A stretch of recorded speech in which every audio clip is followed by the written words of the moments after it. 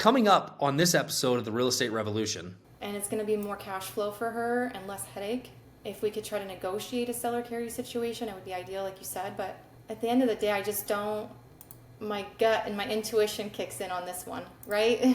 Well, it's not very often we get to throw out these live calls. So my good friend Kristy is on the phone with me, and we go through a live scenario where she was a little stuck and just wanted some guidance. And she's a really sharp agent, and she's with me at Real Brokerage. And she's like, hey, this multifamily client, this is what it looks like. Can you help me cut it down? So that's what we're going to do in this episode. We're going to cut this one down, and you're going to see what it's like when you work with me on a strategy session, or how we're creating that win-win with our investor clients. And sometimes you need that person in the background to kind of help you understand like what else is possible, just like we do on this call with Kristy. So let's dive in. First of all, this property, we can't tour it, obviously, until we write. So obviously they can tell us what condition it's in, but I don't know the condition, first and foremost. Second is I feel like their numbers are a little skewed. So I was looking and pulling up their reports, and they're basically saying it's like a 7.9 cap, if I remember correctly. And it just looks like the numbers are a little skewed. And I did look back at the history. It looks like they've tried to sell this property before and haven't been able to sell it. Not only that, but trying to run comps on that is, to me, completely new. It's a little frustrating to know how to do it. I tried doing it, and I'm kind of running into a roadblock there. But yeah, at the end of the day, I want to make sure that the client is getting what she thinks she's getting, and she's prepared and ready to write, and she has terms and conditions that she's outlined herself, but it's just making sure that she is getting into something that's worthwhile. I want to make sure I'm guiding her appropriately. Right. Well, I guess the question, whenever you're looking at this is like, it's a 7-plex. So what are the annual rents or the monthly rent? Let me pull it up here. They did have rent roll in here. Remind me of the address real quick. Do you have it right in front of you? Yep. So, and there's kind of like 2 standalone units, and then there's the larger building that has the rest of the units in it. Mm-hmm. So annual report, let's see here. No, it's not on that one. All right, so they're showing a monthly rent average of a total of $79.95 for all 7 units. So if you're looking at it, it's anywhere from just under $1,100 to $1,200 a month. But they're saying it's under market. So they're saying right now you're at $79.95, but if you bump it up to market rate, you should be at $98.55 for monthly rent roll. Most of the units are on month to month. I think this is actually outdated. They should all be month to month now. So you could potentially turn them, but again, not knowing the condition of the interior. Yeah, so here's always the rule of thumb, when you're looking at what the actual cap rate would be minus expenses, right? So I would first look at this as a potential cash transaction. So here's what I did. $79.95 times 12 months. Your annual rent is about $95,000 a year, minus 25% for costs, for insurance, taxes, repairs, those types of things. There's always this rule of thumb on that. You're like, okay, what are my expenses? And we're not talking about mortgage yet. We're just talking about the expenses part. Mm-hmm. So 25% is usually a good rule of thumb, especially like on a multi-fam like this. Okay. On single family, I typically use about 30%. Okay. Because that's where you truly get your cap, right? So if I do 20%, the actual cap rate, which we haven't even, we're not looking at mortgages yet, the actual cap rate is 6. Okay. Because then if you go back to, now it's figuring out the cap, because now the cap is actually her cash on cash return for what she puts down versus what she's paying. Mm-hmm. And it has solar on there too. Is it owned or leased? Leased at $168 a month. Yeah, so that's another expense you've got to add in there. Mm-hmm. So they've got, let's see here. Where is that? Yeah, when they did an annual report, and their financial indicators show a 5.85% cap. Cash on cash at 3.84. Yeah. Does she like this option because it's a seller carry? Yeah, that's her biggest interest in it, is because it's seller carry. And I wanted to kind of get some guidance from you, because again, I'm not too proud to say what I don't know, right? Sure. And I want to make sure that I'm guiding her appropriately, because obviously I could write this up and we could potentially do a deal, but I don't want to guide her in the wrong direction. I want to make sure that I'm doing my due diligence and making sure that I'm looking at things as much as she is. She already, sent me some of her projections as far as what terms she would want. But again, I have this feeling that it's just not what it should be to make it worthy of her time. Okay. What do you mean by that?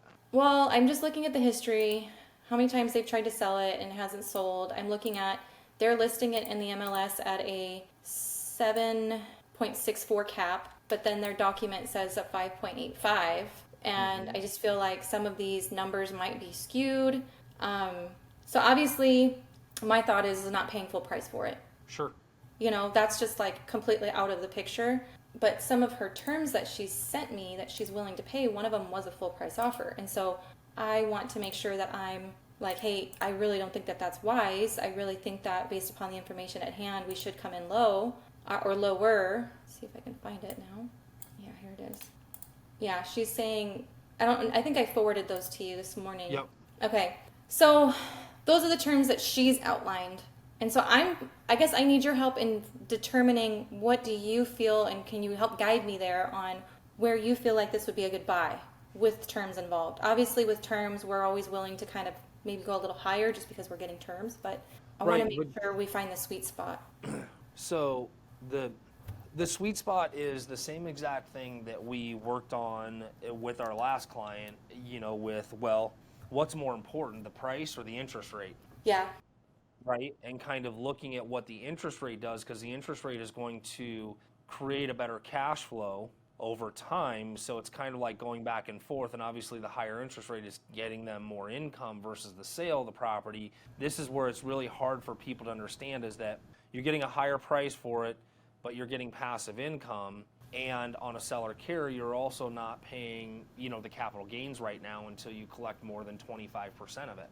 This is where the selling agents are not super educated when it comes down to what is the benefit of doing this, Right. from a seller carry standpoint. So I do think that, you're basically, in multifamily, you kind of look at it too from a standpoint of what's my price per unit, right? So in this case, technically, I don't care what the size is, technically, you're paying $200,000 a unit. Okay. Now, when I look at $200,000 a unit, and I'm getting, what was some of the rents on some of those smaller units? It was, one was 1,045. Okay, so we've got 1,045, 1,195, 1,095. Let's see, 1,045, 1,145, 1,195. Did I get them all? So the seller carry is appealing, but check this out. With what she's putting down here, I don't understand the option number one. I don't either. Basically option one is she's offering $1 million, putting $400,000 down, and then all of a sudden she jumped up to the higher purchase prices, which doesn't make a lot of sense in the direction she went there. No, not at all. And then she's like, she wanted to do option two if possible because she's trying to, use some of her other capital to invest in another property. So, but I'm like, I wouldn't pay that for this property. Well, no, because you have to look at it from this perspective, and here's how I would pose it to her: is basically at the list price, it's $200,000 a unit. Okay, so if one unit is only producing $1,000 a month in rent on a $200,000 purchase, can you go buy a $400,000 house and get the same result in income than you would buying this with less headache? Yep. But I also understand her appeal is I can buy this because of seller carry. I just think on this particular deal, I think that you should do some hard negotiating on either the price or the interest rate. Yeah. Because I think one of the ways you can look at this comp-wise, Kristy, is looking at on Monsoon and trying to see what some of the other multifamily might have sold for in this area. Yeah, I did do a little bit of digging. I couldn't find any comps. I need to look at smaller comps and see if I can find even a duplex or a triplex or something. But yeah, I do need to do a little bit more digging. Want to thank our sponsor, Lawyers Title. Yes, title and escrow is probably the most boring part of our industry, but the absolute most important. So if you're looking for a great title partner, reach out to David Bellinger at Lawyers Title here in Phoenix, and they are great partners, will take care of you and put you together with the right escrow officer to move your business forward. Thank you, Lawyers Title, and let's get back to the show. Just to kind of get a gauge on price per unit that somebody's getting, and what do those units look like? Are they two little homes? Are they, what does it look like from that standpoint? Okay. Because like there's a property not far from it. It's temporarily off the market.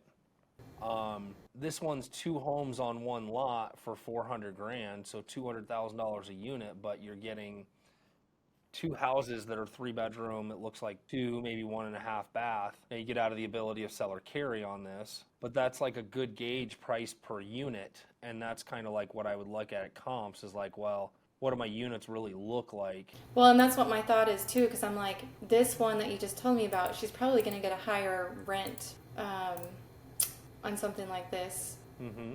And it's going to be more cash flow for her and less headache.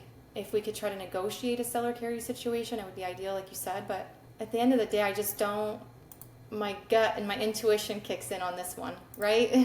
Sure. You know, and it's like, and part of it is the you know, just being a novice, not being 100% experienced in this area. Part of it is that, but then part of it is the intuition piece of this just doesn't feel right. There's something that doesn't look right, and I know that there's better. I know that there's more, and I know that I need to dig a little bit deeper to find a better option. Okay, so let's break down the money option, because I think this is where some clarity will help. Is that, you know, in her options here, one of them's to put $400,000 down. Okay. Here's the crazy part on that, is that if she puts $400,000 down, she's paying $4,000 a month in just interest-only payments. Mm-hmm. We haven't even gotten into taxes and insurance and cost. She might cash flow $1,000 a month at the end of the day. Mm-hmm. Okay? And you have 7 units to deal with. In not the most wonderful area of town. She could take $400,000 and go buy one home cash and have the same cash flow and a hell of a lot less headache. Yep. And that's what I'm talking about. Like I was like, okay, Steve's going to know how to articulate what I'm thinking, because it just doesn't feel right. Like you said, she's got a large amount of capital.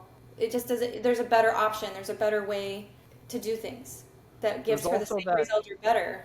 Yeah, there's also that option, like, you know, if she, for some reason, doesn't want to do traditional financing, you know, like talking to Andrew about, hey, what programs do you have where we can put 50% down and leverage to buy a couple more properties that equal, it's all the same in numbers, and that's what we need to look at, right? Is like, okay, it might be $8,000 a month in income, but it's 7 people. Yeah. It's not like we're buying a $400,000 fourplex that rents for $100 or $1,000 a month per unit. It's $1.3 million, and the property doesn't have any upside to it when you really look at it. Mm-hmm. It's not like, hey, down the road, you know, I can take this and build a massive apartment complex on it or something like that. Well, that's what I was looking at. I'm like, is there room to put additional structures? You know, is there a value add opportunity, right? Yeah, and this thing looks like it's loaded. I think they did as much as they could already. Sure. So that's what I thought. I'm like, okay, well, is there a potential for value add? Is there an ability to either add, you know, a manufactured home or build another duplex or something like that? And it's just, it is what it is basically at this point. The best way to compare this as well, Kristy, is that Know Your Numbers rental spreadsheet we use. Mm-hmm. You can utilize that one inside and do a comparison with a single family home and the 7-plex, right? And go, okay, well, if you bought 3 $400,000 homes, which in my opinion will have better future value, and if you can go find something that's off market, because she does have cash, right? We can go find a fix-up property that we can add value to, which is really to her benefit at the end of the day. Mm-hmm. And I don't know what other capital she has, but it's also one of those pieces like, well, let's do this in a way that we can find an off market that needs to be renovated, that we can add value to and then keep as a long-term rental, because we know everything that's been redone on it. right? It's kind of like if she would have been a prime candidate to buy, that house on 43rd that we just sold, knowing that, okay, we paid $290 for it, it needs $100,000, and it has a little bit of equity, but I also know that every inch of this house is new for the life, and it's going to create the same amount of income that it would be in the fourplex. Mm-hmm. Well, and there's also something to be said too, and I mean, this is not being, I guess, judgmental or anything of that nature, but there's different demographics in different areas of the city, which creates a different type of a tenant. Sure. So, Absolutely. That's another thing on looking out for investors or people that don't know the city is, yeah, we can do this and we can go through with it, but what demographic of a tenant are you going to attract with that property, Yeah, I mean, what's crazy about it is when you look at this and you look at one that we're closing on today that we just bought, it might as well be like this fourplex. We just bought a crappy manufactured home for $150,000 that we can put a new manufactured home on down the road, but it's rented for $1,700 a month. I mean, it's got like $700 a month cash flow on 8% hard money. That's good. So there are other investment opportunities that I think we should show us, like, this isn't the only thing, and how much cash, right? It kind of goes into that strategy session of like, how much cash do you have to work with? What are our options? And is the multifamily the best thing? Because the other thing too, she's probably not going to manage it herself, which means you have 7 tenants, which means you have 7 property management fees as well. Yeah. Yeah. Right? Yeah. And you have a building that was built in the 60s, so I'm not sure what problems come with that. And if, she's just trying it, look like she's got some inheritance and she wants to make some things work, let's not go buy a job. Well, that's just it. And, that part of town also is having lots of sewer line issues. In addition to that, I mean, obviously that would be done during an inspection, but I have a property down there that sewer line just collapsed. So you just gotta, I don't know. I just was very much in the sense of there's a better way of doing this. This doesn't feel right. I know that there's more behind the surface and beneath the scenes that I'm trying to save her from getting herself involved in, which is why I reached out to you. I'm like, there's got to be some better way to do this and help talk me through a better solution. I think it just is the dollars and cents portion of, again, explaining, even if you took 43rd and showed her like, hey, we could have bought something like this, put the money into it, which you have the cash, so we don't have to go pay cash for something on MLS. We can find something that needs the work because we want that, right? We want to create that value. And then showing her some of those comparisons like, hey, there's this manufactured home we could buy for $150 that rents for $1,500 a month. It also has this future upside. You can buy this single family home that has the future upside of appreciation. There's some equity in it. And by the way, we rebuilt it 100%, so we don't have to worry about anything in the future. And then just showing the difference, 1-to-1, what the numbers really look like. Mm-hmm. Because I do think like the seller Carrie, when she does that, she literally will make less income on this particular property than if she just went and paid cash for a $400,000 house. And it's a hell of a lot less headache. Yep. Because look, there's 2 reasons we're buying. We're either buying for cash flow, or we're buying because there's upside or there's future value or appreciation in that. And I think that one's like at the top of all of them. And I think it also has more potential problems for future. And it doesn't sound like she's going to be, massive real estate investor. She's just trying to make her money work in a couple of different places. Yeah. And I think it's one of those pieces where it's like, how much cash does she have and what does she really want to accomplish, and then working it backwards and how to break things down and show her the different options. And I don't think, I'm with you gut wise. I don't like this as an option. No. Even if it's seller carry, that's great, but it's not producing for her.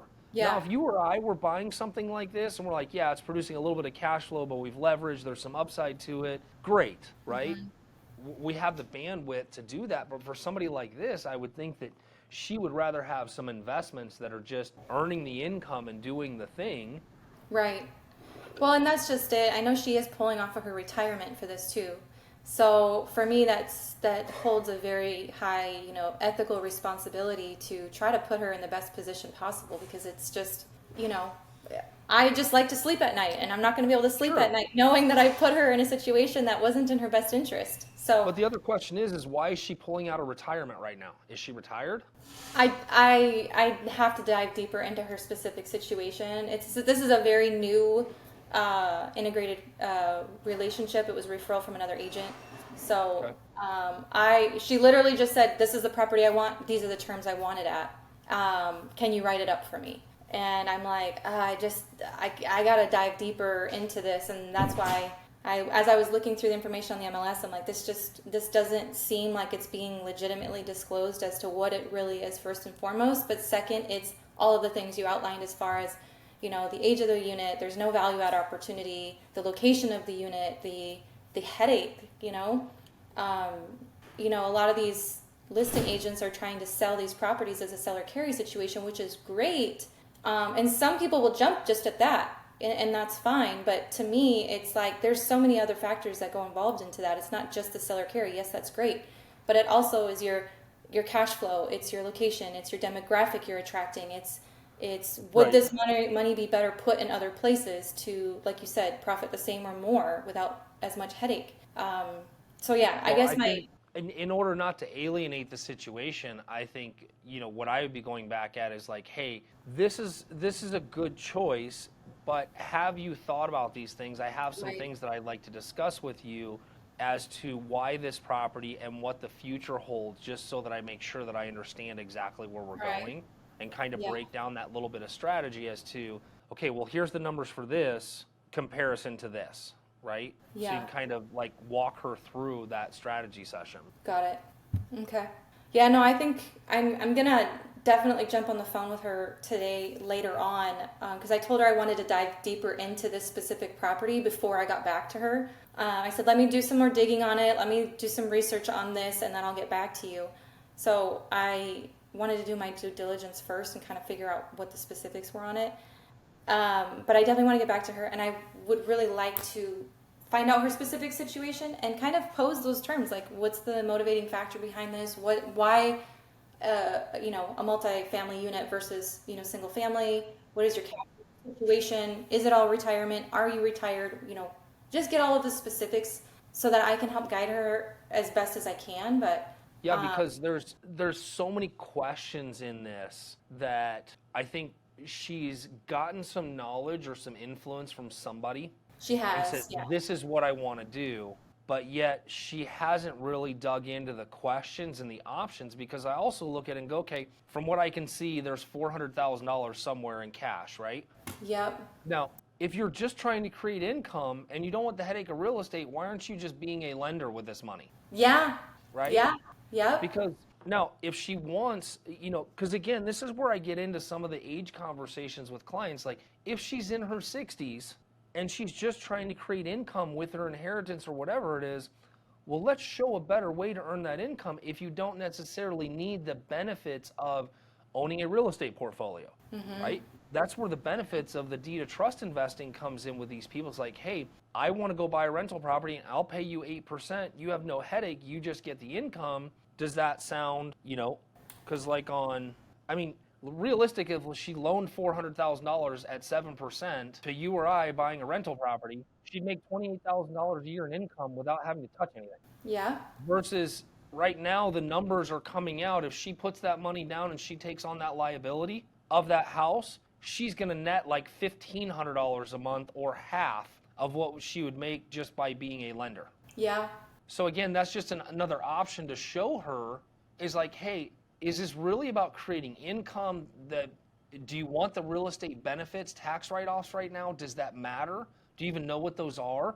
Or did somebody just tell you like this would be a really good idea, and you're like, I found one on Zillow, this would be a really good idea, and it's really not. Well, the funny thing is so the agent that referred her to me told me that she's in some kind of a real estate investing group, right? Well, when I look up what she has on her email signature, it says that she's the CEO of Quantum Force Solutions, real estate investing for financial health. That's what it says. So And this I'm this like, I might don't even know what to say, but Well, but that might mean that this is an investor that just wants somebody to take orders versus have the conversation. So it depends on what she's been exposed to. Yeah, yeah, yeah. Like I said, she told me write it out, and she was willing to pay those terms. She preferred option number two, and I'm just like, but it's a family member of the agent that referred her to me. So the agent referred her to me because she can't, her broker doesn't allow her to write multifamily deals. She's not allowed to write them. So she's like, hey, like this is what she's willing to pay. I'm also a new agent. I don't really know what I'm doing. I need your help. And you were recommended by so and so. And so I was like, well, yeah, let's take this and run with it. Let's see what we can get. But just the more I dug into that property, I'm like, it just doesn't make sense to me. Right. It doesn't add up. Make sense. So, I mean, and that's why it's not been selling, because even 2 years ago when they tried to sell it, I think they were trying to sell it for 1.1 right. 2 years ago. And even then it doesn't make sense. At the end of the day, though, Kristy, the job that you've been hired to do is to ask the questions. If they don't want the advice, then you just give them the advice that you can on that particular deal. Mm-hmm. And then let them make their decision on it. Yeah, yeah. Yeah, it's been a lot of new stuff the last 2 weeks that I've been exposed to, and I've had opportunities for, which I'm thankful, I'm grateful. It's just, I'm never one to say I know everything. And I'm never one to say that I'm perfect at everything, and I'm always one to seek out resources or people who know better than I do, because at the end of the day, I have a conscience and I like to sleep at night, and I like to make sure that I'm giving my best foot forward. And if that means bringing other people into the deal, or if that means leaning on other people's expertise, then that's what I'm going to do. So, from investing to the commercial side, like, there's been so much that has been dumped on me the last couple of weeks, which I'm so thankful for. But like, we're talking a 50-acre commercial development land deal that I have never done. I have no idea. I've never done land, and so I've had to reach out for resources and for help. And there's something in this industry that people are just scared to ask for help, and they pretend like they know everything, and you're not going to know everything. Even a seasoned 30-year agent isn't going to know everything. It's just, you just need to, like the guy I called on this 50-acre parcel. I'm like, listen, I'm going to shoot you straight. I don't know. I've never done a land deal. I've never done a commercial land deal. I'm going to be straightforward with you. And, and he respected me. He's like, I really respect you for being straightforward with me and telling me where you're at, because it helps me help you. So at the end of the day, I'm like, I gotta call Steve. Steve's the guy for this, because I want to make sure I'm evaluating it properly. And I'm really glad that you told me to kind of evaluate it per door and look at that versus a single family. That makes so much more sense to me. And on top of that, I know that we've done this in your mentoring and stuff too, but I totally spaced out the private, being a private money lender. I totally spaced that option out too.